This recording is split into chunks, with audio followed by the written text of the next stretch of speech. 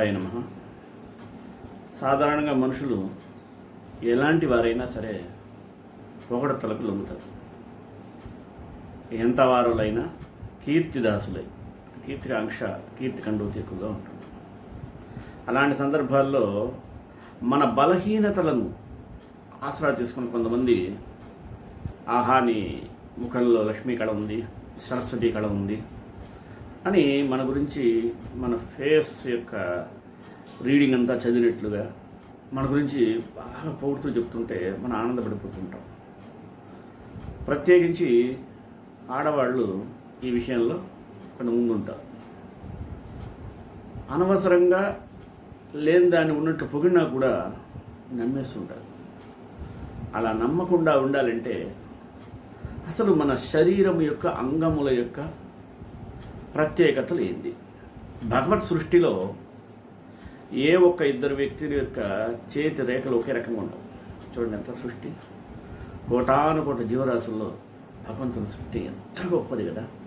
అలాంటప్పుడు మన శరీరంలో భగవంతుడు మనకు ప్రసాదించినటువంటి కన్ను, ముక్కు, చెవి ఇట్లా పంచ జ్ఞానేంద్రియాలు, పంచకర్మేంద్రియాలు వీటి గురించి అయినటువంటి సరైన అవగాహన లేకపోతే మనం అనవసరంగా ఇతరుల యొక్క మోసాల బారిన పడుతుంటాం. మరి ఇవన్నీ ఎలా మనం తెలుసుకోవాలి అంటే దానికి మన ప్రాచీన మహర్షులు సాముద్రిక శాస్త్రం అనే ఒక దాన్ని మనకి అందించారు. ఆ సాముద్రిక శాస్త్రం కనుక తెలిసినట్లయితే అది మన శరీరంలో ఉండేటువంటి ప్రతి అంగానికి ఎందువల్ల ఎలా భవిష్యత్తు ఉంటుంది, దాని యొక్క ఫలితాలు ఏంది, పరిష్కారాలు ఏంది, సమస్యలు ఏంది, ఇలా ప్రతి దాన్ని మనకి తెలియజేస్తుంది. ఇప్పుడు మీ ముందుకు నేను ఇదే సాముద్రిక శాస్త్రం గురించి చెప్పాలని వస్తున్నాను. ఇది ఉద్దేశం ఏంటంటే దీన్ని విన్న తరువాత మనం కొంత మేరకు మన గురించిన మన అవగాహన, మనం ఎప్పుడు కూడా ఇతరుల గురించి చెప్పక్కర్లేదు.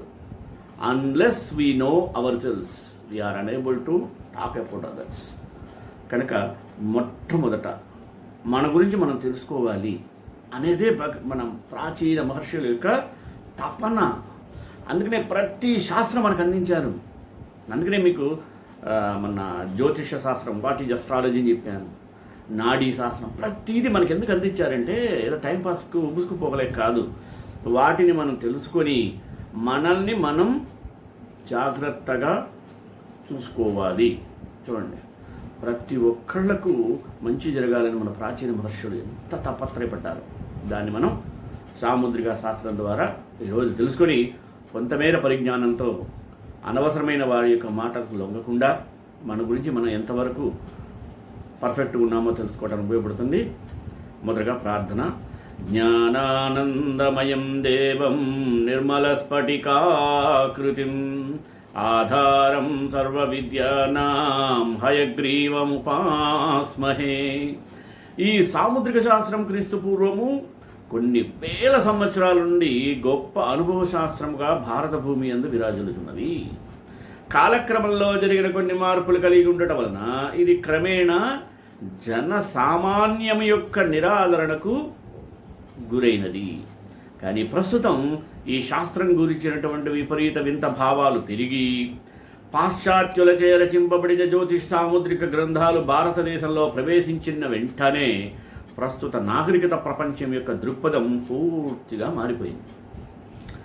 విసన్న చెప్పినదే వేదమునినట్లు, శంఖమున పోషిన గాని తీర్థము గానట్లు పాశ్చాత్య పండితులు ఈ శాస్త్రము శ్లాఘించి గ్రంథములు రాసి మన భారతీయ ప్రజలకు అందజేసిన కానీ ఈ శాస్త్రం గొప్పతనం మన వారికి తెలియలేదు, దాని మీద ఆదరణ కూడా పెరగలేదు. ఈ శాస్త్రము మిక్కిలి శైశవ అవస్థ యందున్నను ఆదరణీయములగుచున్నవి. ఇట్లే పాశ్చాత్య పండితులచే రచింపబడినటువంటి అనేక జ్యోతిర్గ్రంథాలు ఆంగ్ల భాష అభ్యసించిన భారతీయుల వలన సగౌరవముగా సమ్మతింపబడినవి. జ్యోతిష సాముద్రిక శాస్త్రాలు గల సంబంధాలు గ్రహములగుచున్నాయి. గ్రహముల యొక్క బలాబలాలు అనగా ఉచ్చ నీచ అవస్థలు, గ్రహ సమ్మేళనములు, వాటి గతులు, వాటి స్థితులు, ఈ శాస్త్రము పరస్పర సంబంధాల గురించి మనకు ప్రధానంగా తెలియజేస్తుంది. కొందరి మతానుసారము సాముద్రిక శాస్త్రము జ్యోతిష శాస్త్రం వేరుగాను కావు. ఉభయ శాస్త్రముల యొక్క సూత్రములు ఒకటే. మానవుడు ఉదయించిన జన్మలగ్నమును తత్సంబంధమైన రాశి చక్రమునంతయు ఈశ్వరుడను మహాజ్యోతిష్కులచే విభజింపబడి హస్తగతమై ఉన్నది. జ్యోతిష శాస్త్ర పండితులు జ్యోతిర్గణితముల మీద ఆధారపడి జాతకుడి జననకాల ఘడియలపై ఆధారపడి జన్మకుండలని నిర్మిస్తూ ఉంటారు. అంటే జాతక చక్రం వేస్తుంటారు. హస్తము ఈశ్వర లిఖితం, జాతకము మానవ లిఖితం. చూడండి, హస్తం అంటే లేదు, హస్త సాముద్రికం అని అర్థం. మన చేతి రాతలు, చేతి గీతలు ఉన్నాయి చూసారా, ఇవి భగవంతుని లిఖితం. లోకమును పుట్టిన ప్రతి వ్యక్తికి జాతము లిఖించు బాధ్యత మాత్రం ఈశ్వరునిదై ఉండుట వలన హస్తమున రేఖాభాషను సృష్టించి అందు మానవుని జాతక చక్రమును జీవిత చక్రమును కూడా నిర్మించాడు. ఈశ్వర ఉద్దేశము, ఈశ్వర సృష్టి సర్వదా సంపూర్ణములు.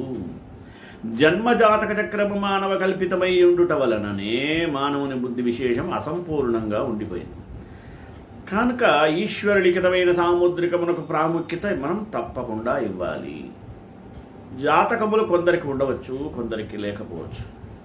కానీ జాతకములు లేని వారికి అదృష్టం తెలుసుకునే సాధనం చూసారా, అదే సాముద్రిక శాస్త్రం.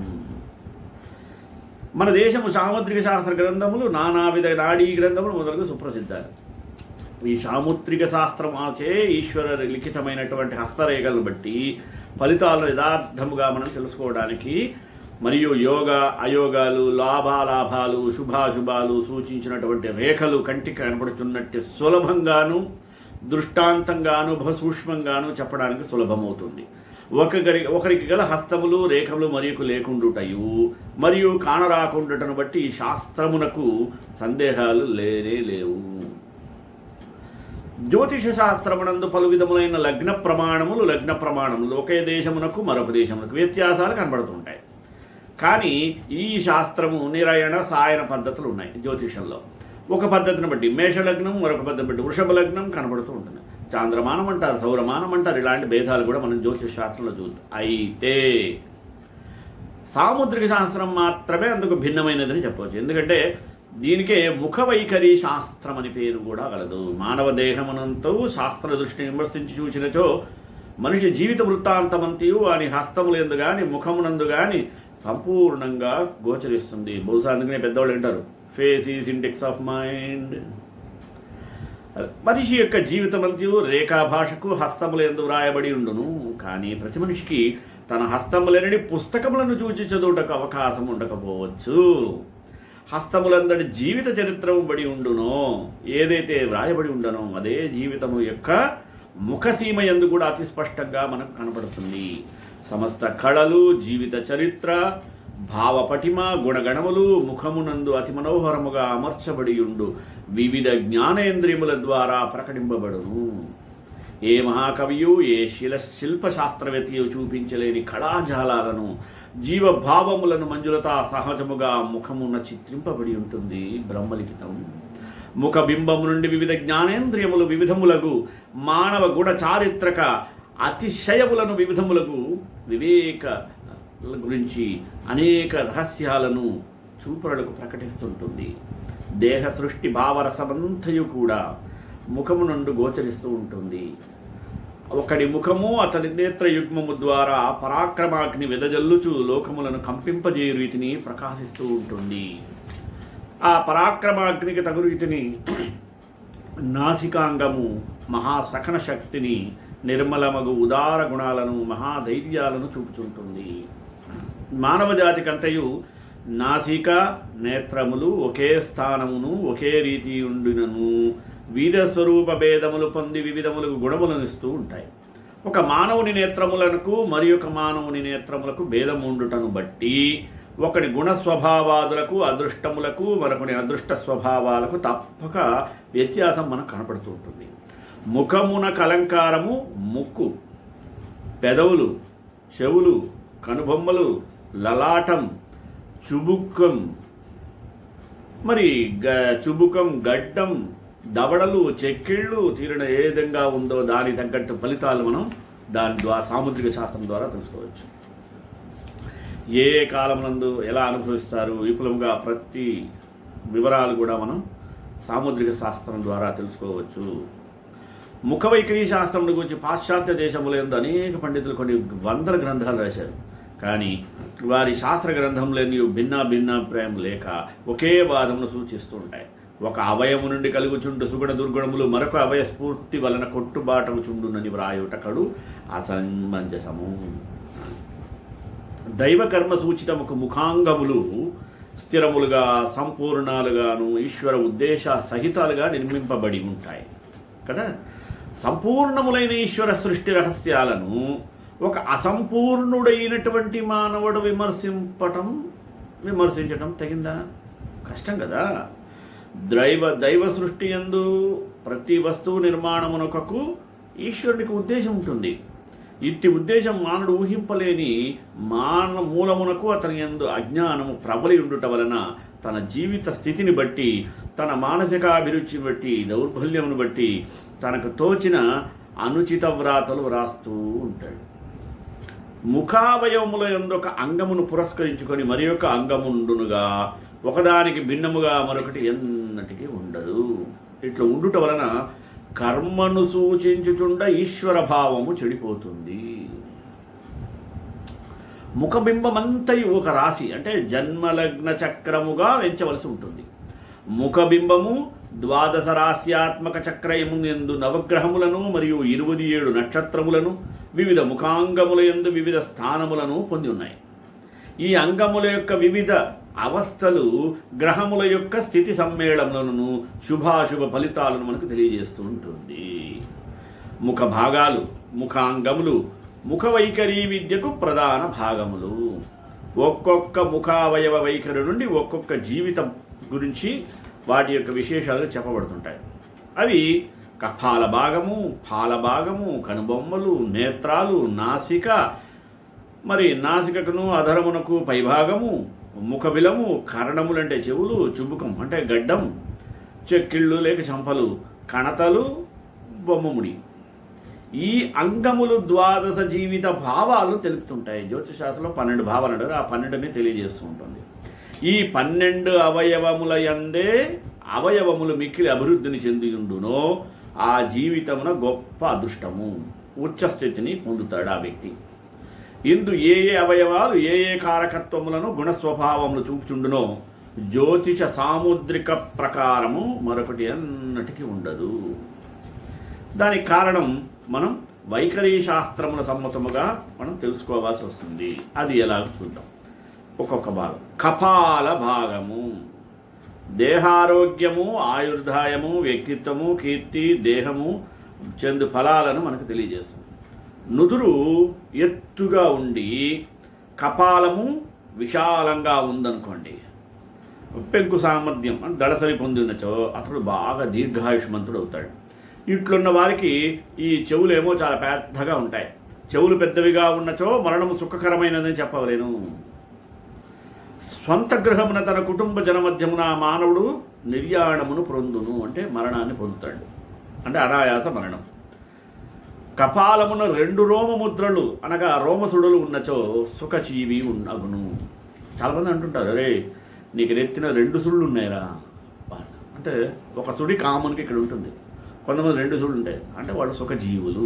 చూడండి సాముద్రిక శాస్త్రం ఎలా తెలియజేస్తుందో. కానీ కష్టమైన మరణము కానీ రోగాన్ని కానీ పొందుతారు. 4 రోమసుడులు ఉన్నచో అంటే 4 సుడులు ఉన్నట్టే వాడు మహాయతీశ్వరుడు, పెద్ద గొప్ప సన్యాసి అవుతాడు. కపాలమునందుండు రోమముల మృదుత్వ కాఠిన్యాలను బట్టి కూడా చెప్పవచ్చు. తీర్పులను బట్టి రోమముద్రా భాగములు వాటి సవ్య అపసవ్యముల బట్టి ఆయుర్ధార నిర్ణయం చేయవలసి ఉంటుంది. ప్రతి నెలనందు ఒక్కొక్క అవయమును బట్టి పూర్ణ వివరములతో చిత్రపటాలతో సహా మనం రాసుకోవచ్చు. ఇప్పుడు హస్తశాస్త్రం అంటే ఏంది? ప్రస్తుతము హస్తశాస్త్రమును గురించి తెలుసుకుందాం. హస్తశాస్త్ర విచారము అసలు అంటే దైవదృష్టి మర్మ విచారముగా భావించవలసి ఉంటుంది. హస్త విమర్శనము సాముద్రికా శాస్త్రమునకు ప్రధాన విషయము కావున హస్తశాస్త్రమును గురించి మొదట మనం తెలుసుకోవాలి. హస్తమే ఈ శాస్త్రమునంతయు ముఖ్య ఆధారముగా రాజులుతుంటుంది. హస్తము యొక్క పోలికలు బట్టి అరచేయి యొక్క దళసరిగా ఉండటం, పలచగా ఉండటం బట్టి హస్తములకు సంబంధించిన ఇతర విషయములను గూర్చి బోధించేవన్నీ కూడా హస్తశాస్త్రము. సాముద్రిక శాస్త్రం భాగములన్నింటి యందును ఇది మిక్కిలి కఠినమైన భాగముగా చూపట్టుచుంటుంది. ఈ శాస్త్రము సాముద్రిక శాస్త్ర పరిచయానికి సింహద్వారంగా మనం అనుకోవాలి. ఏది? హస్తశాస్త్రాన్ని. సాముద్రిక శాస్త్రంలో ఒక భాగం. సాముద్రిక శాస్త్రములకంతయు హస్తశాస్త్రమే ఆధారభూతమైనప్పటికీ పాశ్చాత్య సాముద్రిక శాస్త్రవేత్తలు అంతగా దానిని పాటించినట్లు వారి శాస్త్రము నుండి మనకు తెలియజున్నవి. వివిధ పాశ్చాత్య పండిత సోదరులు వివిధ విధములుగా వ్రాశారు. మొట్టమొదట హస్త విభాగం గురించి కొందరు 5 తరగతులుగాను, కొందరు 6 తరగతులు, కొందరు 7 తరగతులుగాను భాగించి వారికి తోచిన రీతిని వ్రాసి ఉన్నారు. ఫలితాలు ప్రారంభమున భావప్రవణిక హస్తమును అనగా ఐడియలిస్టిక్ హ్యాండ్ ఒకటి, వాస్తవిక హస్తం రియలిస్టిక్ హ్యాండ్, వేదాంత హస్తము ఫిలసాఫికల్ హ్యాండ్, వ్రేళ్ల చివర మొద్దుబారియుండు హస్తము అనగా స్పాచ్యులేట్ హ్యాండ్, మిశ్రమ హస్తము అనగా మిక్స్డ్ హ్యాండ్గా భావించారు. పాశ్చాత్య సాముద్రిక శాస్త్ర పండితులలో కొందరు హస్తక బంధము అంటే వేళ్ళు లేకుండా మొండెములను బట్టియే హస్త విభాగమును గావించిరి. వారలలో మరికొందరు వేళ్ల యొక్క రూపాలను బట్టి వారి అగ్రభాగములందు బట్టి హస్త విభాగమును ఉనర్చారు. వారు ఇద్దరు కూడా హస్తము యొక్క భాగములను మాత్రమే గ్రహించి హస్త విభాగ క్రమమును చేయుట శాస్త్ర సత్యమునకు దూరముగా ఉన్నది. పాశ్చాత్యులకు సంబంధించి భావములు గాని వారి శాస్త్ర రీతులు గాని వ్రాయకనే ఈ శాస్త్రమునందు బహుకాలం కృషి చేసి సంపాదించిన అనుభవ జ్ఞానము చేత, జ్యోతిషాస్త్ర పరిజ్ఞానము చేతను, వేద ప్రామాణ్యములతో జ్యోతిష సిద్ధాంత శాస్త్ర సూత్రములను వాటి యొక్క విషయాలను మనం తెలుసుకోవడానికి అవకాశం ఉంటుంది. పాశ్చాత్యులు చెప్పేటువంటి ప్రకారం మనకు తోచిన ప్రకారముగా హస్త విభాగం వచ్చిన శాస్త్రానికి పుట్టినిళ్ళగు మన హిందూ దేశము. నువ్వు ఏ శాస్త్రం వెళ్ళు, పుట్టిల్లు భారతదేశమే, అందుకనే మనం గొప్పవాళ్ళం అని మనకు తెలియట్లా. హస్తములన్నీ పోలికలు బట్టి ఒకే మాదిరిగా ఉండొచ్చు, సామాన్య పద్ధతి. హస్తములన్నీ ఒకే మాదిరిగా పోలికలు పొంది ఉన్నను ఒకే జాతికి చెందక వివిధ జాతులకు చెంది ఉండును. ముఖములన్నీ ఒకే మాదిరిగా ఉంటుంది, ఒకే మాదిరిగా హస్తములు ఉండవు. అందరి ఫేసులు ఇప్పుడు చైనీస్ చూస్తే, జపనీస్ చూస్తే ఫేసులు ఒకే రకం ఉంటాయి, కానీ వాడి ఫీచర్స్ మాత్రం వేరువేరుగా ఉంటాయి. అది ఎట్లా? సూక్ష్మ దృష్టితో శాస్త్ర దృష్టితో విచారించినచో అనేక భేదభావాలు కనపడతాయి. ఇందు మూలమున మానవుల మానసికాభిరుచులు కూడా విపరీతంగా ఉంటాయి. సృష్టి జాలమంతయు నవగ్రహములచే పరిపాలించబడుచున్నది. అట్టిచో మానవుని జీవితము కూడా గ్రహ పరిపాలితమని వేరే చెప్పాలా? గ్రహమునకు ఒక తరగతి కారకత్వం ఉంటుంది. ప్రతి మానవుడును వాని మానసికాభిరుచులను తప్పక బలిష్టమైన గ్రహముచే పరిపాలించబడుచుండును. ఇతర గ్రహాల యొక్క బలాలు కొంతవరకు సంక్రమించి ఉన్నప్పటికీ మొత్తం మీద ఒకే గ్రహమునకు మాత్రమే సంపూర్ణ పరిపాలనాధికారము ఉంటుంది. దీనిని బట్టి మానవుని యొక్క మానసికాభిరుచులు మారుతూ ఉంటాయి. 9 జాతులుగా హస్తములు విభాగింపబడుటకు నవగ్రహాలే ఆధారభూతములు. హస్త విభాగ సూత్రం కూడా ఇదే. 12 రాశులను బట్టి కొందరు శాస్త్రవేత్తలు హస్త విభాగము చేయవలెనా అని సందేహాన్ని వెలిగిస్తుంటారు. ఈ ప్రశ్న యుక్తియుక్తముగా తోచినప్పటికీ శాస్త్రసమ్మతముగా ఉండదని ఊహించాలి. నవగ్రహ పరిపాలిత 12 రాశుల కంటే పరిపాలక నవగ్రహముల బలవత్తరమైనవిగా జ్యోతిషాస్త్రము ఘోషిస్తుంది. కావున పై పద్ధతిని అనుసరించి హస్త విభాగ క్రమము చూసినట్లు శాస్త్ర విరుద్ధంగా అనిపిస్తుంది. అశ్వని, భరణి మొదలైన 27 నక్షత్రాలు మానవుని జీవితాన్ని పాలించే విషయమును కొంతవరకు నిజమే అయినప్పటికీ ఈ 27 నక్షత్రములు గ్రహములకు లోబడి ఉండుట వలన, అనగా గ్రహముల కన్నా నక్షత్రములు తక్కువ బలము కలవనట్టు నవగ్రహం బట్టియే విభాగం మనం చెప్పవలసి ఉంటుంది. అలాగే వీటి గురించి వివరంగా హస్త సాముద్రంలో మనకు సంపూర్ణంగా వివరించబడింది. అసలు హస్తములన్నీ 9 విధాలుగా ఎట్టకేలకు విభజించబడినది. ఆ 9 విధాల హస్తాలు ఏవేమి చూద్దామా? మొదటిది కవితాహస్తము, వేదాంత హస్తం 2, 3 శిల్పహస్తము, 4 విక్రమహస్తము, 5 సుభద్రాహస్తము, 6 సులభహస్తము, 7 యథాజాత హస్తము, 8 భద్రహస్తము, 9 లౌక్యహస్తము. ఇలాగ 9 విభాగాలు. మిశ్రమ హస్తమనున్నది కూడా ఉంది అంటారు కొంతమంది. ఇది 9 హస్తజాతులలో కొన్ని జాతుల సమ్మేళనం పొంది ఉంటుంది. సరే, ఇప్పుడు రేఖాశాస్త్రం చూద్దాం. భరతఖండం యొక్క సభ్యత, సాహిత్యాది విజ్ఞానము, శాస్త్రము చాలా పాతమై ఈ శాస్త్ర ప్రాచీనతను గ్రహించవలసి ఉన్నచో క్రీస్తు శకం కొన్ని వేల సంవత్సరాలకు పూర్వం మనం చెప్పాల్సి ఉంటుంది. అతి ప్రాచీనమైనది యొక్క మహావిద్య ఏందయ్యా? వేదము. ఇటువంటి అతి ప్రాచీనమైన ఆగములకు జ్యోతిషము షడంగములలో ఒకటి. ఇందువలన ఈ శాస్త్రం మనం ప్రాచీనమైనదిగా మనం తెలుసుకోవచ్చు.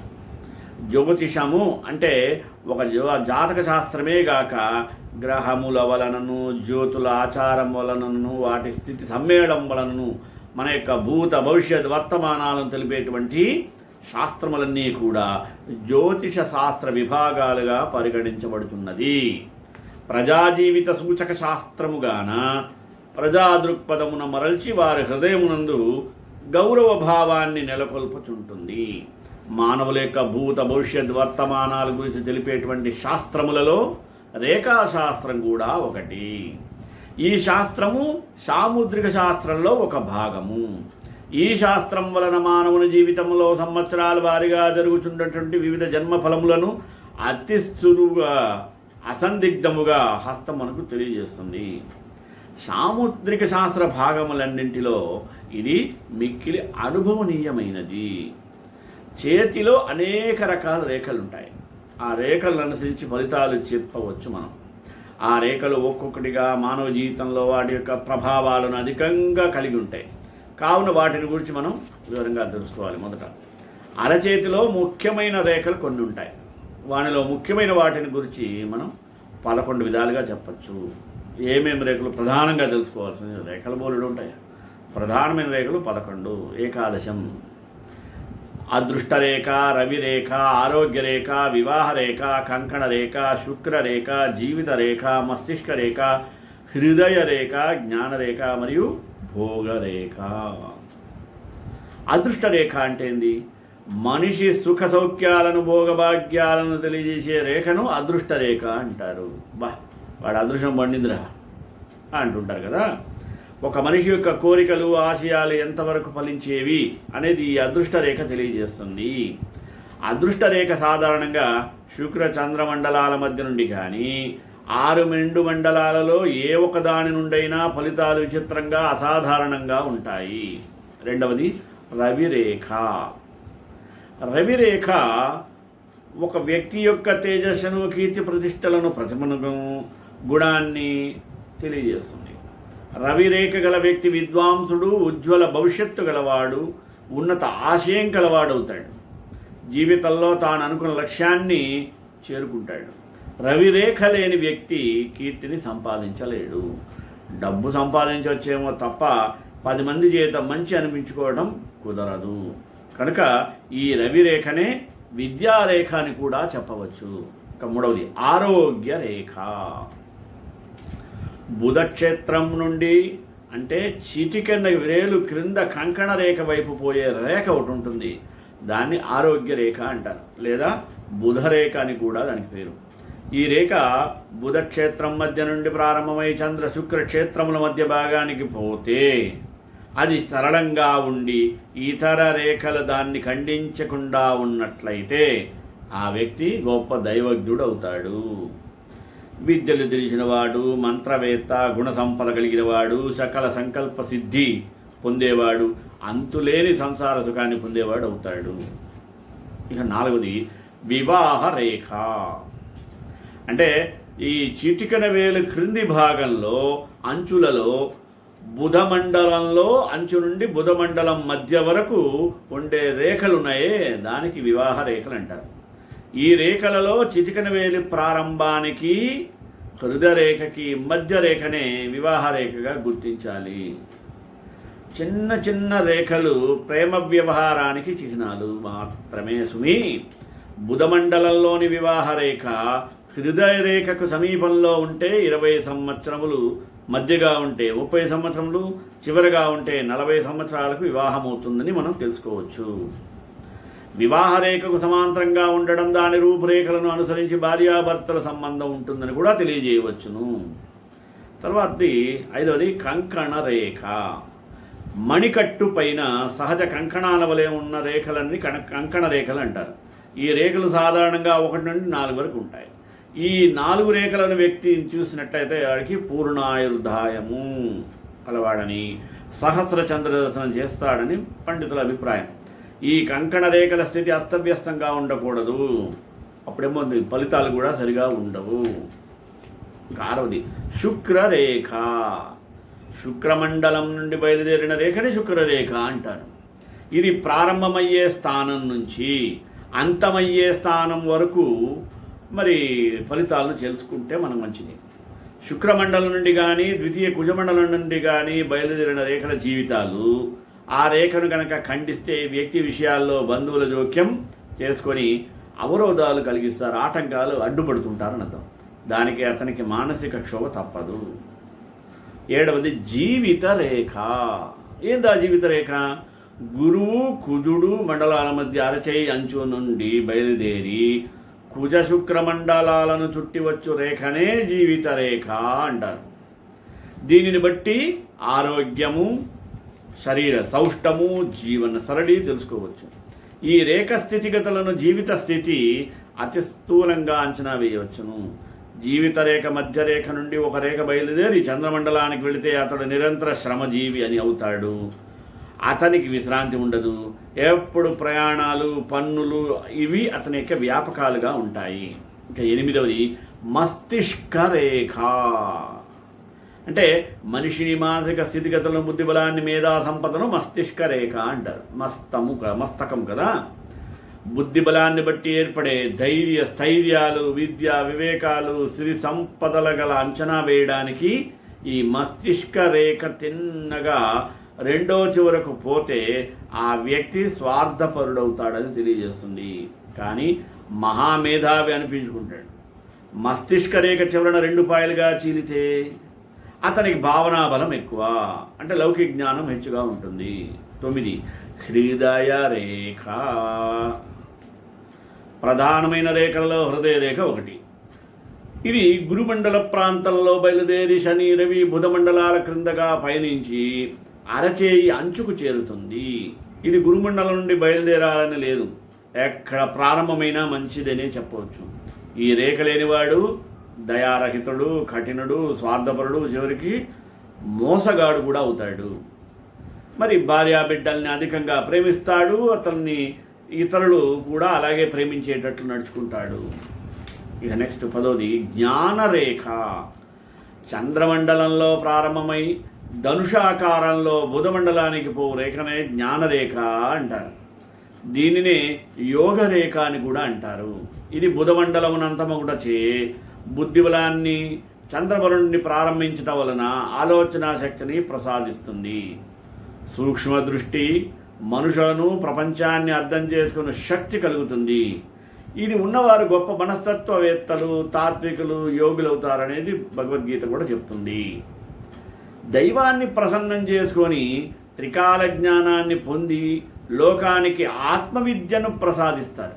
మరి ఈ రేఖ ఉన్నవారు, జ్ఞానరేఖ ఉన్నవారు ఇతరులను మంత్రించినట్లుగా వశపరుచుకుంటారు. తన ప్రతిభ జ్ఞానంతో అభివృద్ధి పరుచుకుంటారు. భోగరేఖ.